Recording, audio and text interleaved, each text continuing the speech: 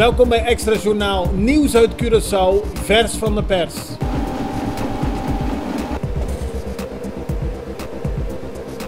En dit is het nieuws van vandaag.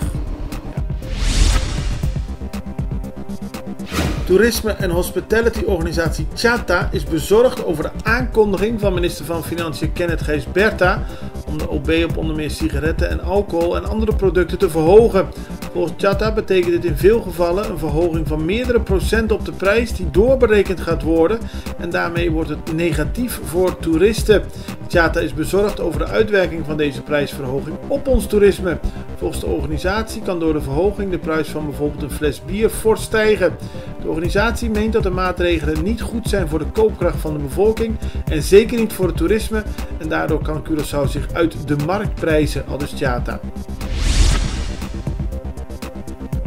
Extra meldt vandaag dat bij een bekende gevangene in de gevangenis een gebruiksaanwijzing van een geavanceerde drone is gevonden. De gebruiksaanwijzing is gevonden tijdens een controle van de cellen. Zoals bekend is het tijdens de laatste dagen van carnaval intensief gecontroleerd in de gevangenis. Dat gebeurde op basis van aanhoudende geruchten over aanwezigheid van wapens, drugs en materiaal om uit de gevangenis te vluchten. Tijdens de controles zijn verschillende mobiele telefoons en steekwapens gevonden, maar dus ook de gebruiksaanwijzing. Daarin wordt onder meer ingegaan op het omzeilen van zogenaamde jammers door de drone. In de ondernemingszaak die Gerrit Schot heeft aangespannen, heeft de rechter gisteren bepaald dat er 3 getuigen mogen worden gehoord, waaronder de casinobaas Francesco Corallo.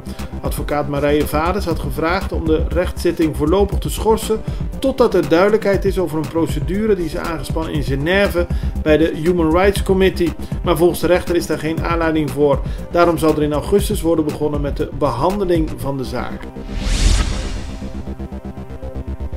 Er zal een verzoek tot een civiele enquête worden ingediend bij het Openbaar Ministerie om onderzoek te doen naar Insel Air, in het bijzonder de 33 miljoen die de overheid heeft geïnvesteerd in de luchtvaartmaatschappij.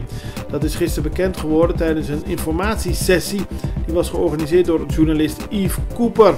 Hij is begonnen met het initiatief voor een civiele enquête, zoals in het verleden dat ook gebeurd is bij andere zaken. Toenmalig initiatiefnemer Ruben Suriel was ook aanwezig bij de informatiesessie, net als advocaat Joanne de Wind. Carnaval dit jaar heeft bijna 100.000 kilo afval opgeleverd. Dat is 13% meer dan in 2018. Volgens Cedicor, die de cijfers bekend heeft gemaakt, ligt dat naar alle waarschijnlijkheid aan de vuilniszakken die zijn uitgedeeld. Op die manier komt het vuil niet op straat terecht, maar wordt het direct in zakken gestopt. Vooral de Gran Marcha leverde heel veel kilo vuil op.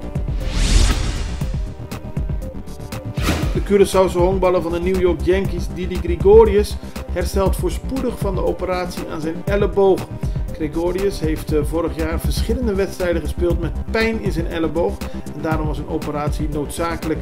Die operatie heeft de naam Tommy John gekregen naar Tommy John zelf. Dat was een honkballer die in 1974 voor het eerst hiervoor werd geopereerd. Bij schietpartijen in 2 moskeeën in Christchurch in Nieuw-Zeeland zijn minstens 49 doden en 50 gewonden gevallen. De politie heeft 3 mannen en een vrouw gearresteerd, maar 1 is alweer vrijgelaten. Volgens de politie is de terroristische aanslag lang voorbereid. Zo zijn er explosieven en een bomvest gevonden in de auto's van de verdachten. Het is de bloedigste terroristische aanslag ooit in Nieuw-Zeeland, dat 5 miljoen inwoners telt en waar iets meer dan 1% van de bevolking islamitisch is. Dit was Extra Journaal met nieuws uit Curaçao in het Nederlands, elke doordeweekse dag. Tot de volgende keer.